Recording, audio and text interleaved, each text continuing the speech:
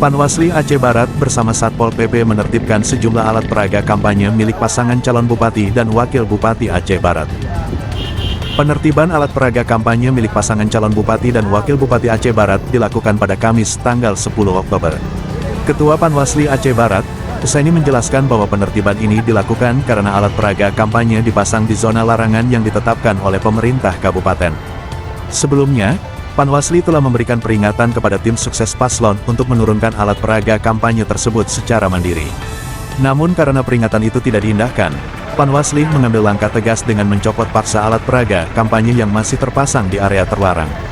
Panwasli juga menyatakan bahwa mereka telah memberikan tenggang waktu selama 3 hari kepada tim sukses untuk menertibkan alat peraga kampanye tersebut, namun alat peraga kampanye masih tetap terpasang.